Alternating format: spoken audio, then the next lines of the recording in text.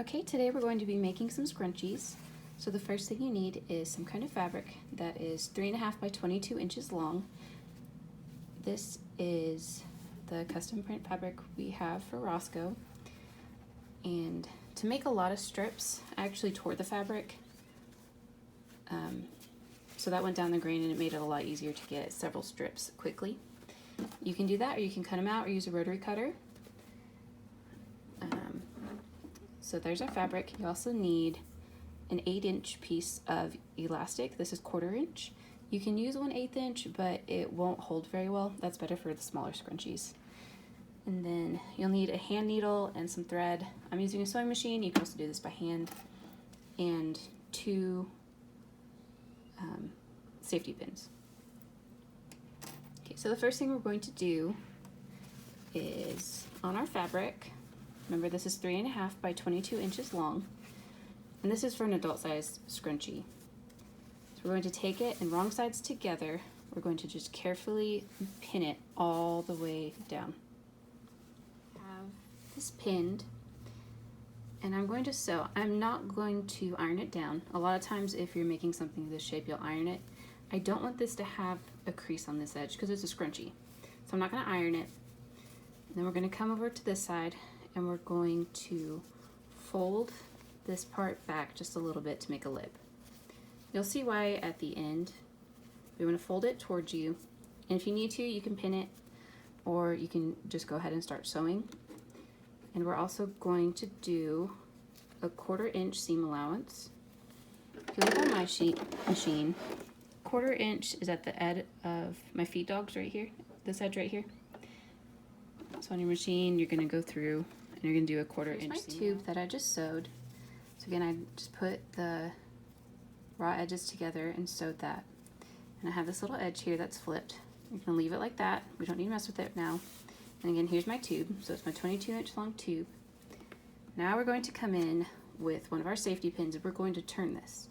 To do that, I like to stick it in right here. It doesn't really matter where, but you stick your safety pin into the end and you start feeding it through your tube and just gently pulling it. And you're going to turn it right side out like this. I'm going to try to stay in front of the camera, but I might have to pull it up towards me to get a better grip. And you see it's scrunching because it's a scrunchie. Okay, so here's my end. Then you're just going to keep pulling it and it'll turn itself right out. Okay? Alright, so then I like to come in and pull out the seam a little bit. If you have a mini press, you can come in and just gently open this up a little bit. I just have a big iron and it'll create creases that I don't want, so I'm not going to iron it. This works really well with velvet too. Okay, so I've got this here. I'm going to take this one off now. I just like using the bigger one to thread through. Now we're going to come in with our elastic. So here's where our second comes in, our second safety pin. I like to use the little bitty baby one. You don't have to, you can use whatever you like. Okay, so you just stick your elastic onto your safety pin, and basically where I pinned it the first time, here on this fold, I'm going to pin it again. It's going to serve as our anchor so we don't make ourselves mad and let go of the elastic. Get our bigger safety pin and just put it through this end of the elastic, and we're just going to thread it through.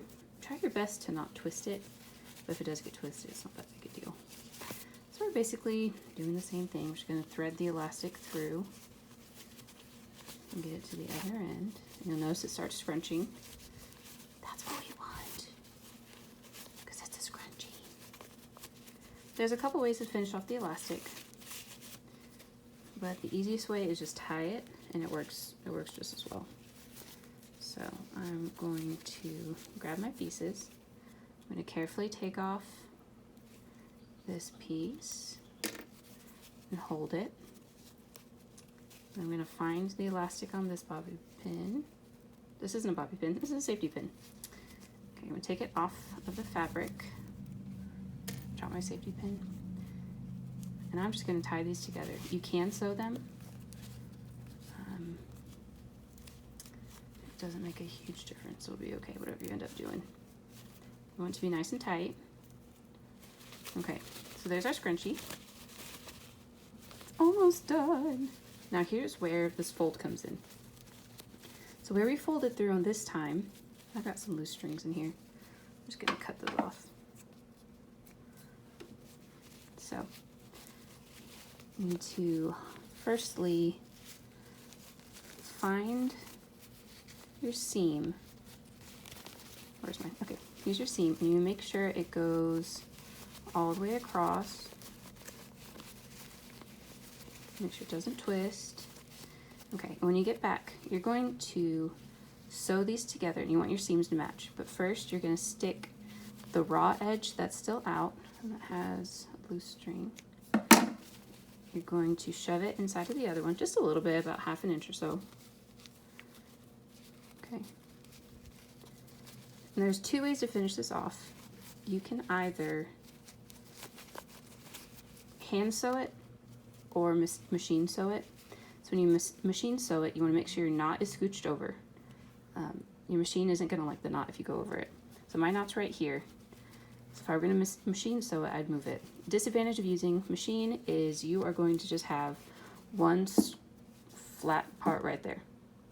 Okay.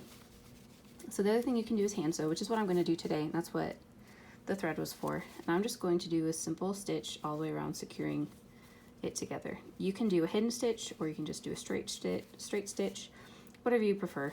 I'm just going to do a straight stitch. Okay, and I'll show you that when I get it sewn together.